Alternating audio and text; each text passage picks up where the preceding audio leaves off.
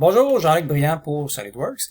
Dans la capsule présente, nous allons étudier la figure C78. On va refaire exactement la même figure, mais de façon différente qu'on vous avait déjà proposé. On avait déjà regardé cette même figure-là, mais en utilisant une seule et même esquisse pour faire la pièce. Ici, on va faire plusieurs fonctions de bossage et de trous pour faire la même pièce. Donc, on va commencer ça en faisant un fichier avec une nouvelle pièce. On va vérifier nos unités. Donc, les unités sont en bas à droite complètement. Vous ne le voyez pas parce que il manque un petit coin à la fenêtre. Donc, moi, je suis en millimètres, donc c'est parfait. Fait qu'on va débuter une esquisse sur mon plan de dessus. Mon esquisse va ressembler à ça ici. Je reviens sur le point pour partir avec un arc de cercle, comme ça ici. On revient, on part un arc de cercle. On revient en ligne droite après ici, et on finit ça avec une autre arc de cercle. On va ajouter les contraintes géométriques à ça.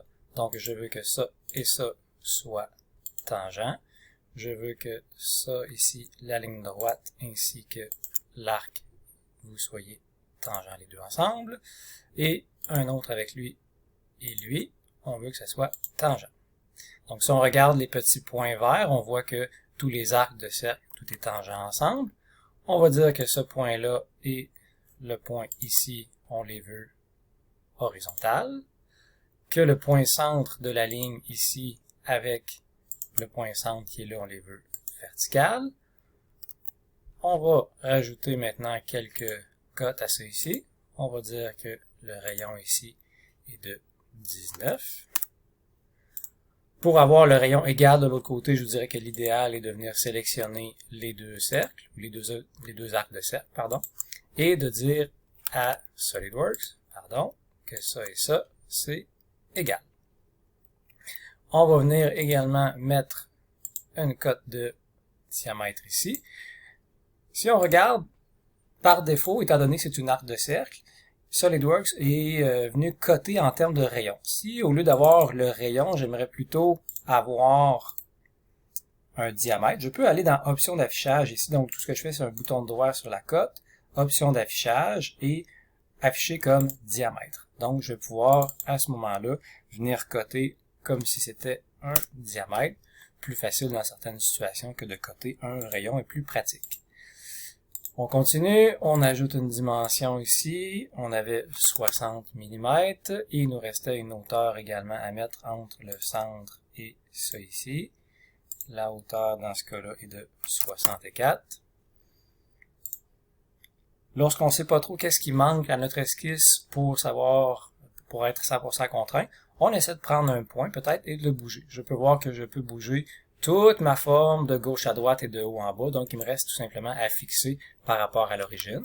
Donc, ce que je vais faire, c'est que je vais venir cliquer le point centre ici, cliquer le point centre, cliquer mon origine, ici, et ça, et on va les mettre coïncidents. Mon esquisse est noire, 100% contrainte, parfait. Il me reste maintenant à faire une fonction de bossage avec ça. Dans le cas présent, la hauteur était de 13 mm. On va refaire d'autres esquisses pour créer d'autres formes. On va aller faire une esquisse. Je vais aller faire sur le même plan que j'ai parti ma première esquisse, donc le plan du dessus.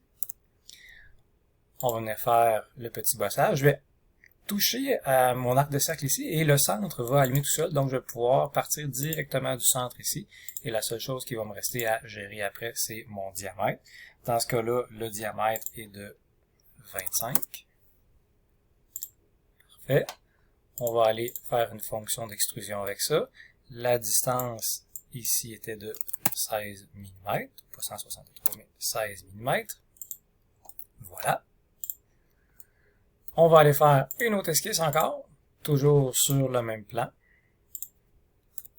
On va aller créer